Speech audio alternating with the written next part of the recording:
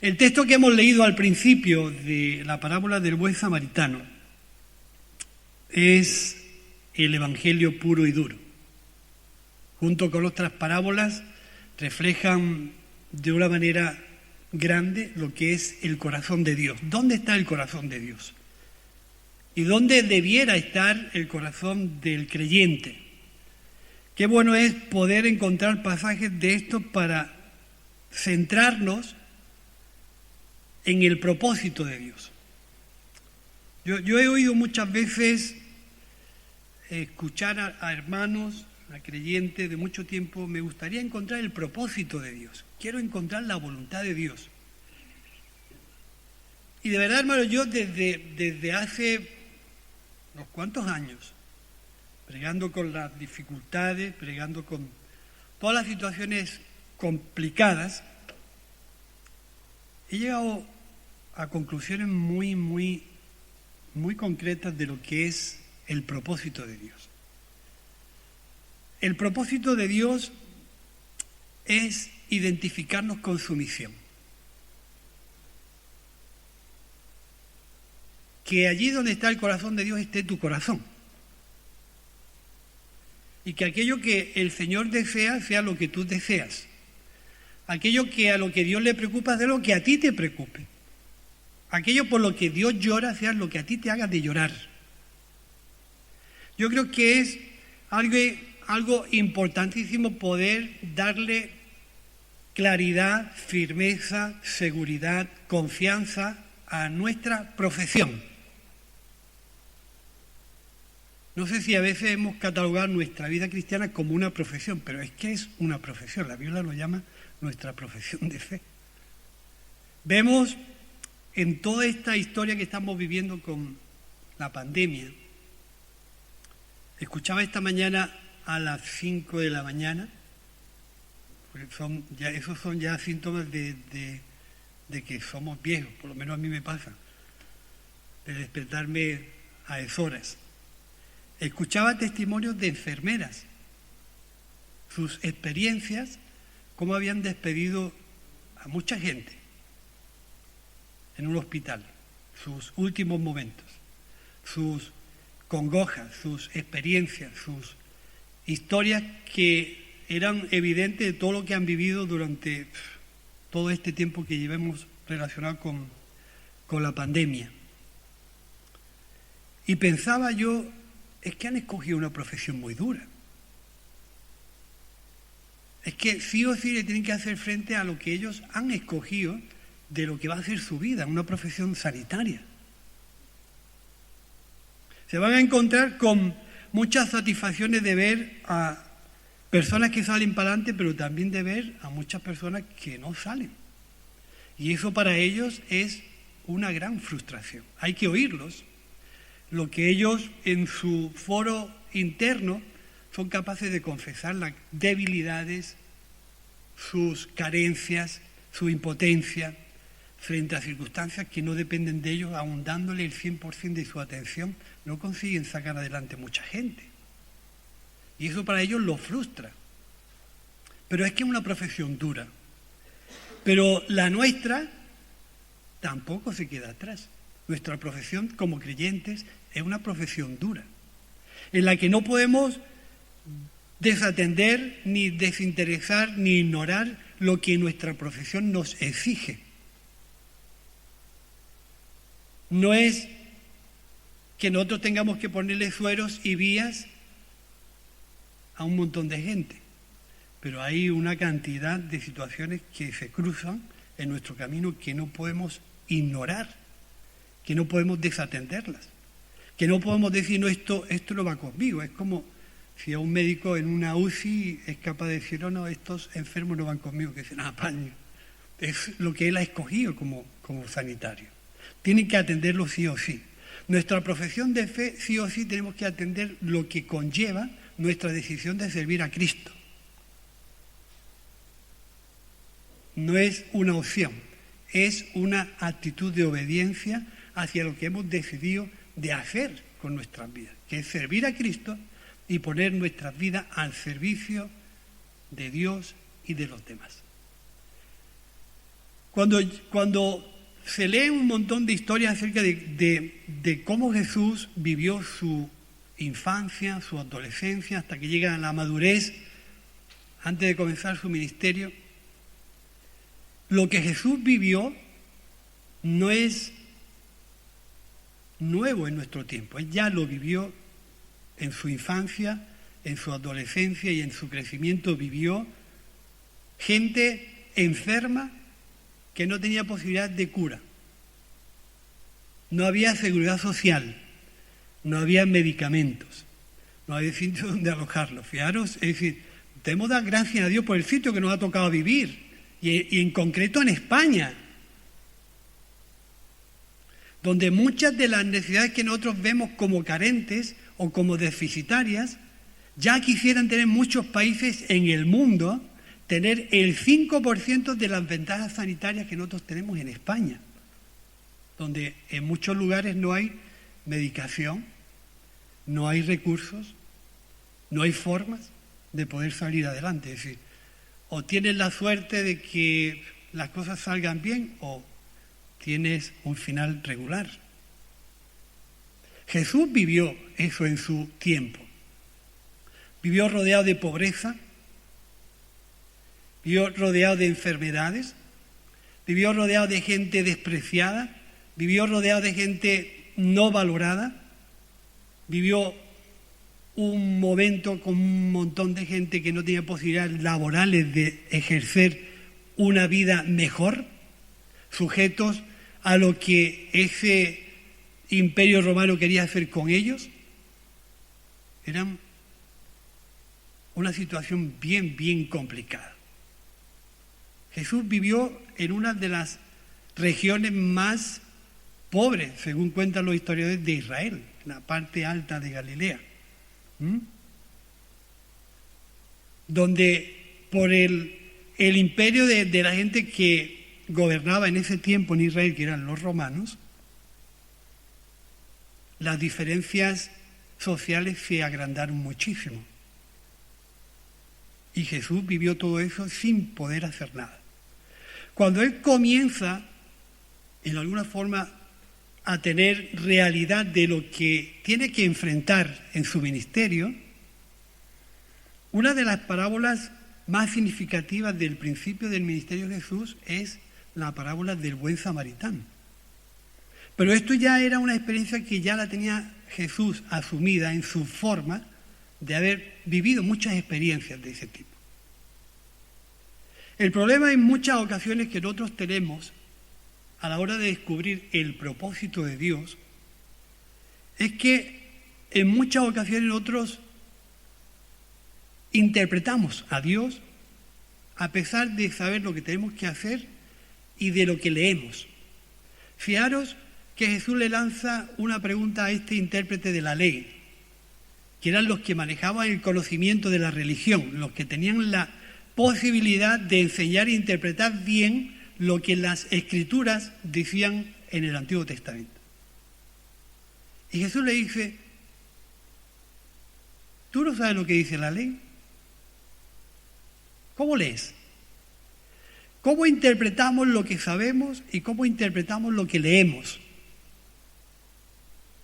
Porque hay una realidad, es que lo que debemos de hacer lo sabemos. Y lo que leemos, sabemos lo que dice.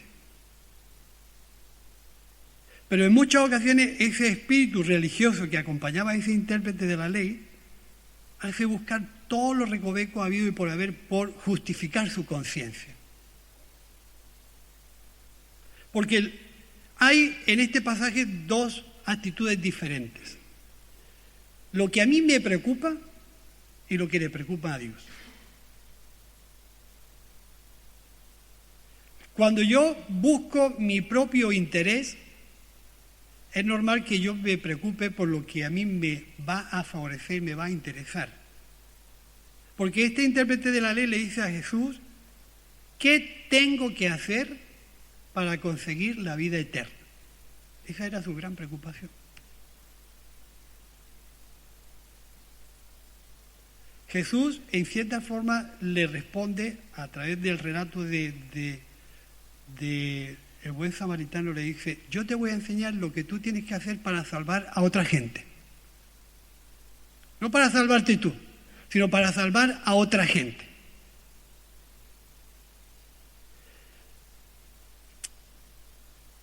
Viendo toda la situación que se está originando alrededor de todo este tipo de situaciones complejas,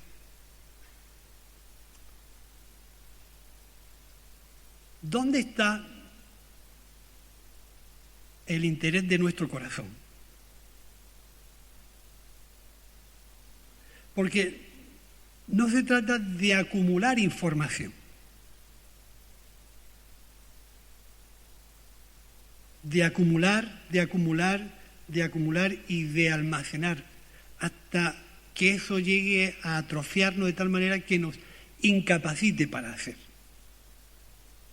No se trata de buscar todo lo que yo tengo que hacer para salvar mi vida, sino se trata de todo lo que yo tengo que hacer para salvar la vida de los demás.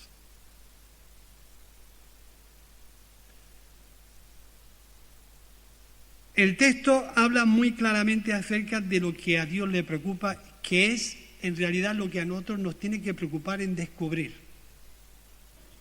Podemos andar tranquilos si nosotros nos relacionamos, nos identificamos con la misión. La misión es lo que le preocupa a Dios. ¿Cómo hacer esa misión? Es lo que nosotros tenemos que descubrir, manejar y llevar a cabo. ¿Cómo hacer la misión de Dios? Por lo que vemos en el texto hay dos cosas. La religión no tenía la solución. El templo no tenía la solución. La solución estaba en Cristo. Y a mí siempre me gusta resaltar este pasaje porque yo creo que es algo importante a tenerlo siempre fresco. De verdad, es algo que me sale del alma tener que repetirlo 100 veces, porque eso es lo que ha centrado mi fe. El Espíritu del Señor está sobre mí. El principio del ministerio de Jesús. Y me ha enviado para hacer este trabajo.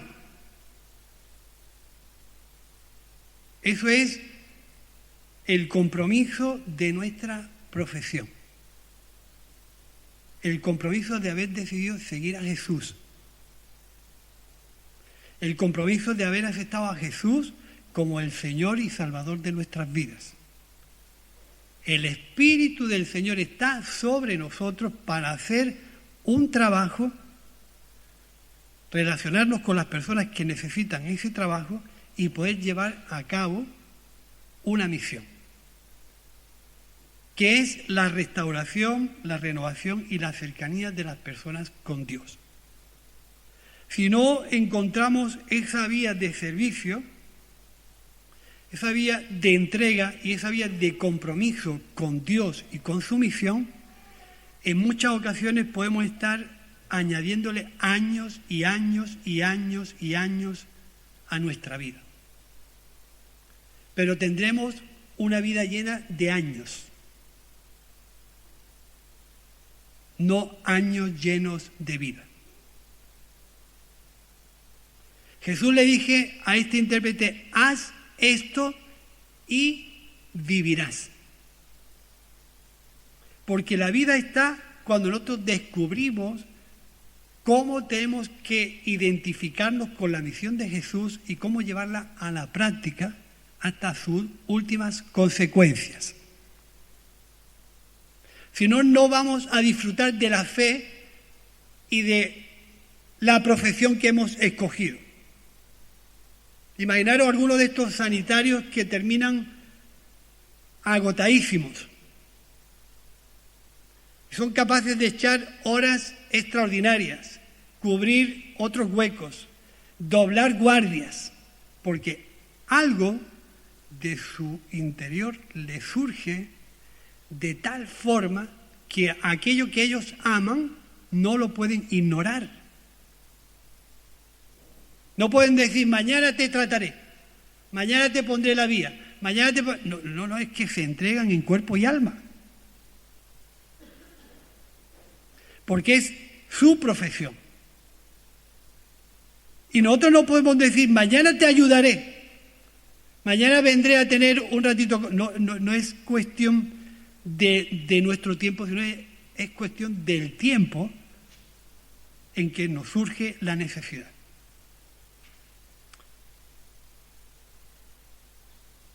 Sin querer dañar, ni malinterpretar, ni enjuiciar absolutamente a nadie, Jesús se encuentra en el capítulo 4 del Evangelio de Juan con una situación donde él ve una necesidad y sus discípulos no la ven. Y lo que le está pidiendo Jesús a aquellos discípulos es una incomprensión terrible, porque esperar la siega del trigo en febrero, por ejemplo. Es decir, ya están los campos listos para cegar. Sus discípulos dicen que todavía falta 4 meses para la siega, pero yo digo que ya están los campos. Yo me puedo preocupar de las cosas que tengo que hacer, a ver cuándo puedo llegar al cielo. Y puede ser mi preocupación. Pero la preocupación de Jesús es otra. Yo me puedo tirar toda la vida intentando descubrir cuál es el propósito de Dios o quién es mi prójimo, pero solamente para callar mi conciencia, porque yo sé lo que tengo que hacer. Yo sé lo que he leído. Pero a veces las escrituras, en este caso, en muchas ocasiones, dicen lo que yo quiero interpretar.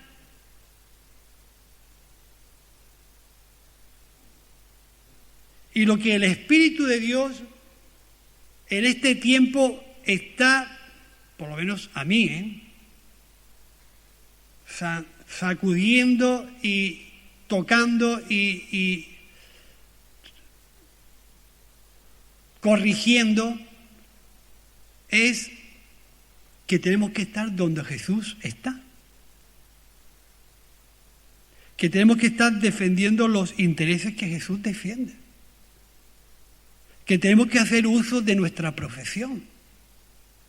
Que no podemos obviar ni ignorar lo que exige nuestra elección de servir a Jesús.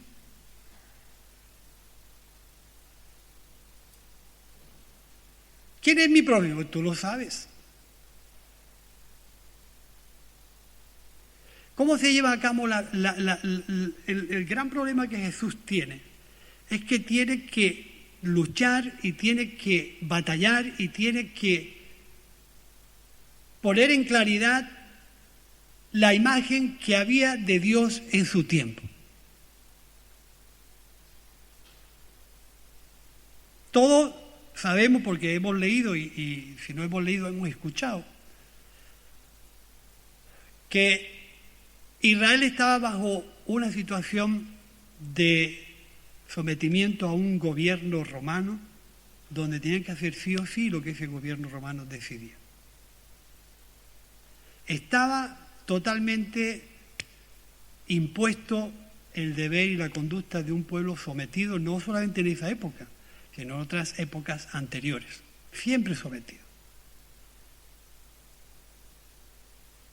La idea de la gente que esperaba al Mesías era una idea donde Dios iba a irrumpir con toda la fuerza del mundo, iba a provocar rayos, centellas y algo tan catastrófico que se iba a cargar a todos los impuros, a todos los pecadores y a toda la gente que estaba machacando al pueblo de Israel. Esa era la idea en que la gente esperaba al Mesías.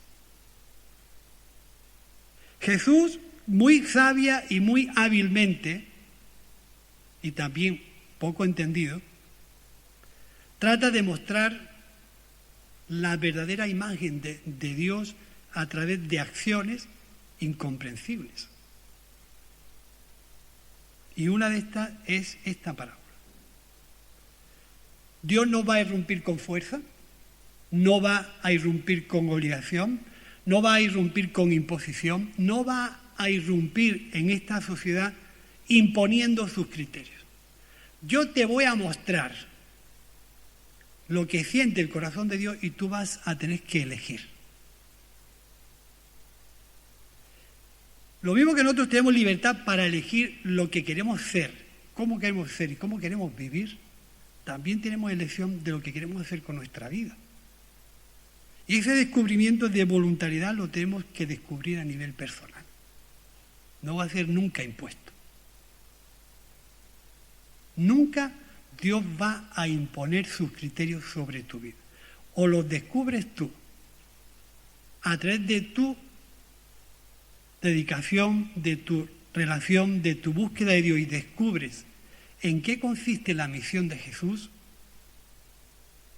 o vamos a estar jugando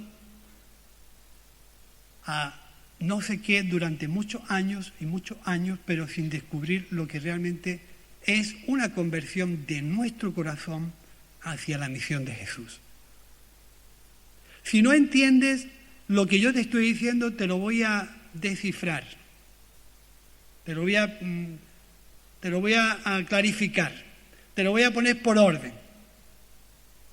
La situación donde este hombre cae herido, según la gente que estudia todo ese tipo de comentarios, parece que era una ruta comercial, donde viajaban mucha gente y a raíz de ahí, y por lo que dice el texto, dice que venían de Jerusalén hacia Jericó.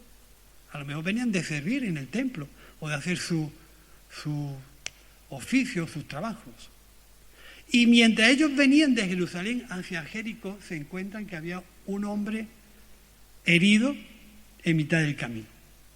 No sabemos si era culpable, si provocó la situación, si era un ladrón de ladrones y vinieron los ladrones a pegarle. No sabemos qué. Ahí lo único que sabemos es que estaba en mitad del camino herido.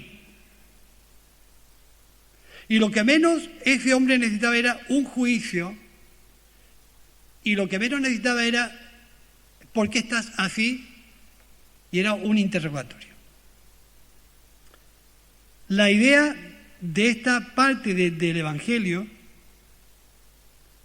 trata de enseñarnos de una manera generalizada que hay toda una humanidad herida. Tiene mucha enseñanza este pasaje, pero hay una humanidad herida. Y nosotros podemos estar toda la vida haciendo nuestras cuestiones religiosas y nuestros cultos eclesiásticos y no ver dónde está el corazón de Jesús.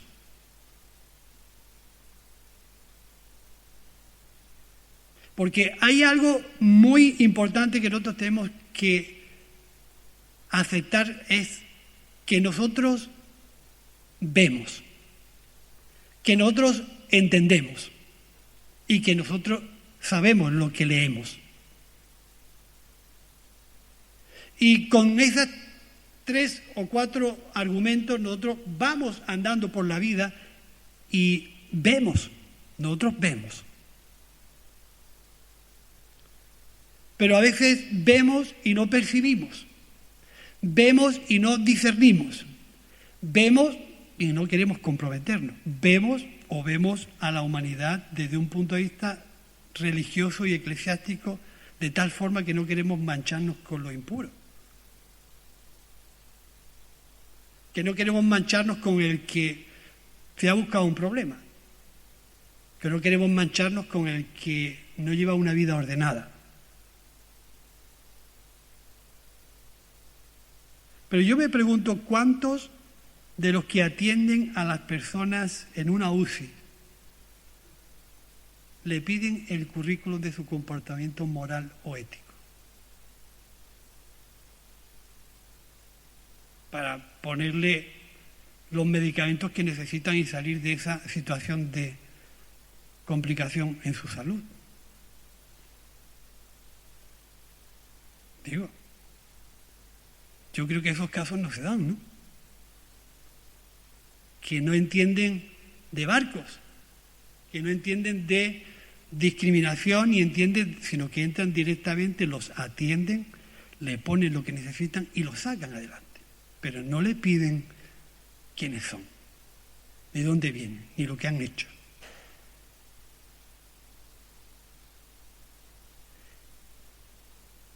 Nosotros, sabiendo lo que sabemos, leyendo lo que hemos leído y viendo lo que hemos visto, tampoco debemos de tener una mentalidad donde, hablando o no hablando, nos pongamos las pegas o los impedimentos para ayudar a aquel que está en nuestra trayectoria, está en nuestra vida y está en alguna manera en relación con la vida que nosotros desarrollamos, donde nos desenvolvemos.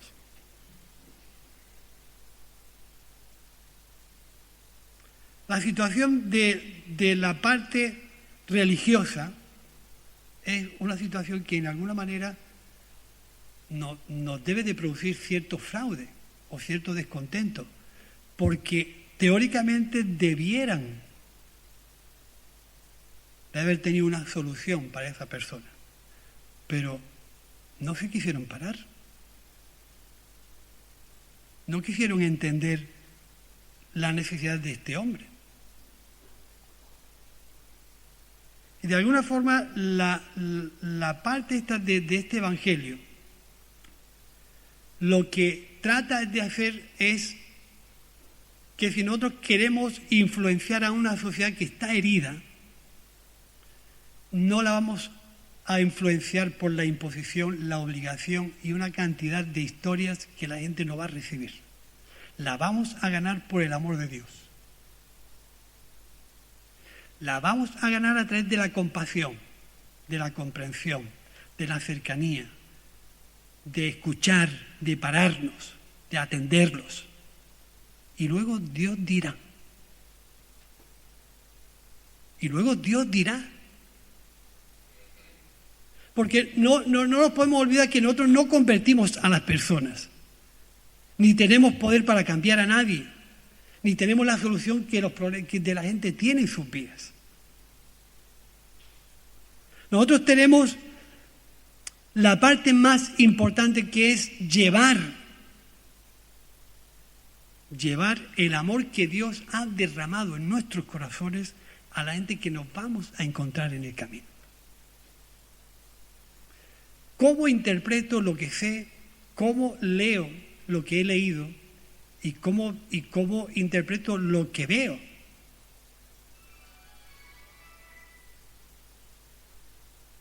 Y es algo para que nosotros, de alguna forma, reflexionemos. ¿Tú quieres encontrar el propósito de Dios?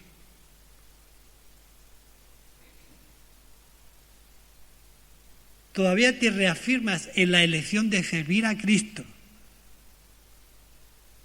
a pesar de que es una profesión de riesgo? ¿Sabes por qué es de riesgo? Porque nos va a exigir una entrega y un compromiso sin topes y sin límites. No sé si cuando llegan las circunstancias en las que nuestra fe y nuestro compromiso se ponen a prueba, somos capaces de entrar en esa dinámica de entrega, de compromiso y de darse a aquellos que realmente están en una necesidad, pues, bien complicada.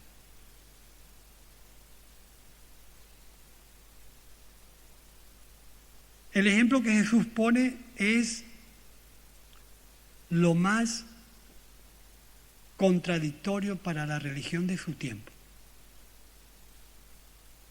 Un samaritano, que era, dentro de la sociedad religiosa, era una persona despreciada, poco valorada y no tenía mucha estima. Pero lo pone como ejemplo del que entiende realmente dónde debe de estar. Se para, lo atiende, lo cura, se lo echa a las espaldas, lo deja bien situado y se hace un compromiso de todo lo que esa persona pueda gastar. ¿No es un ejemplo de lo que Cristo ha hecho contigo y conmigo?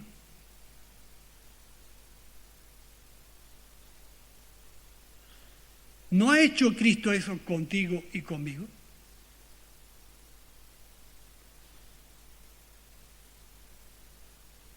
En alguna forma, ese trato que Dios nos ha dado a nosotros es el que nos tiene que provocar una conversión de tal forma que nosotros no neguemos lo que vemos ni pasemos de largo ante lo que nos encontremos. Porque una cosa es cierta, Dios está con nosotros. El amor de Dios ha sido derramado en nuestros corazones. Tenemos una buena noticia que compartir. El Espíritu de Dios está sobre nosotros. Y ha puesto Dios todas las herramientas posibles en nuestras manos para que cuando nosotros veamos las situaciones no pasemos de largo. Porque ya no se trata de tener o no tener. Se trata de poner en las manos de Dios lo que tienes.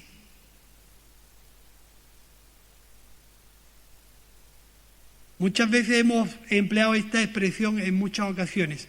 No doy porque no tengo. ¿No? Pues si lo leemos al revés, pues no tienes porque no das. Y resulta que la vida de nuestra profesión, lo que más satisfacción va a traer a nuestro corazón, está siempre ligado a nuestra entrega, a nuestra profesionalidad, a nuestra dedicación a aquello que hemos elegido.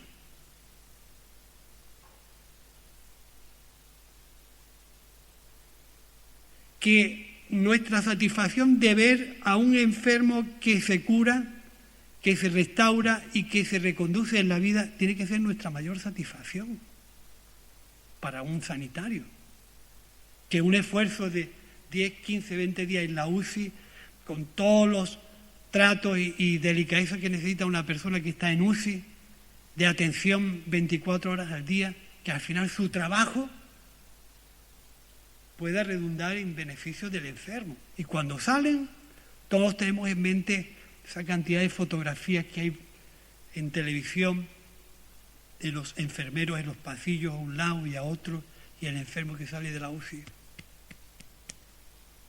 Y sale el tío así. Después de haber estado así, sale así. Una satisfacción enorme. ¿Cuál tiene que ser nuestra satisfacción como profesionales de la fe?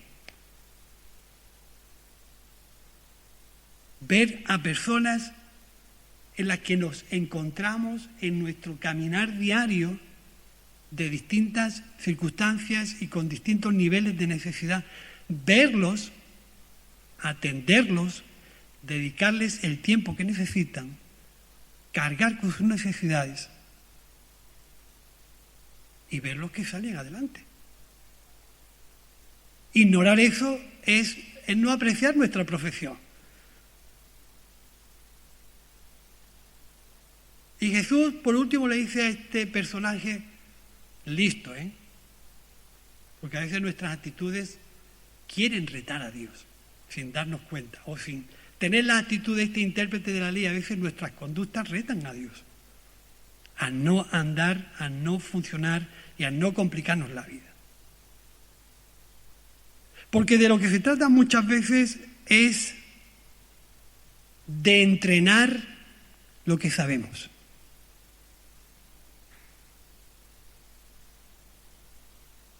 Entrenar lo que sabemos. Si hay que cambiar de hábitos, se cambian. Para que la práctica de ese hábito de misericordia, de compasión, de entrega, de compromiso forme parte de nuestra vida y lo podamos hacer de tal forma que no nos cueste trabajo hacerlo. ¿Tú has entendido lo que yo te he dicho? Sí, claro, que he entendido bien. Y para ti, ¿cuál es el que fue prójimo del otro? El que tuvo misericordia. Está clarísimo. Pues ve tú y haz lo mismo.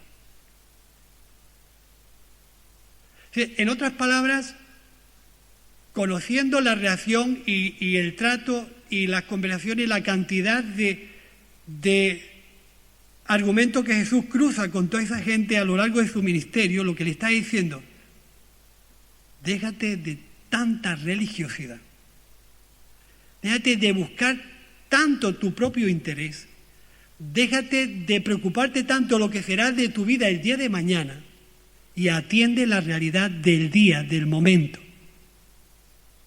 Porque esto es lo que te va a dar la vida.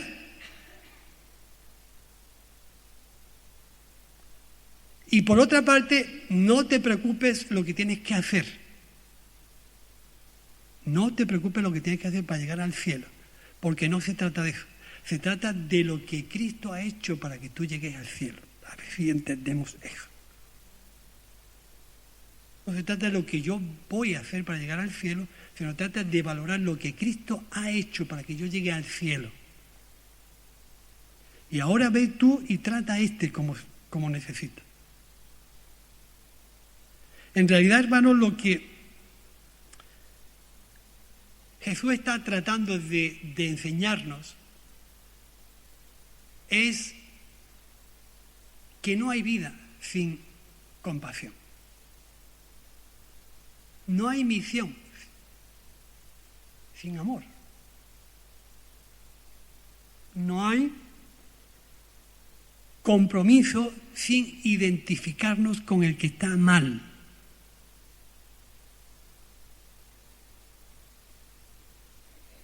Es falsa nuestra religión cuando lo principal que Dios valora no lo atendemos, no lo vemos, no lo discernimos y encima no nos paramos. Es falsa nuestra fe.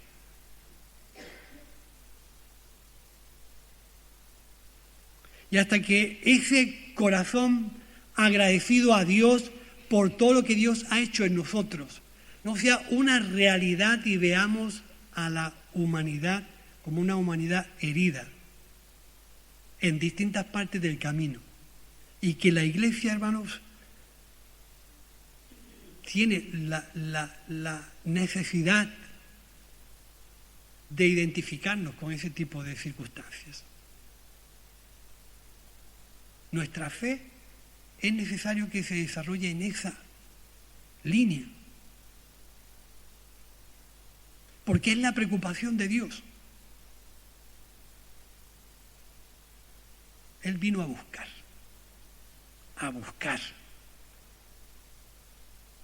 lo que estaba perdido.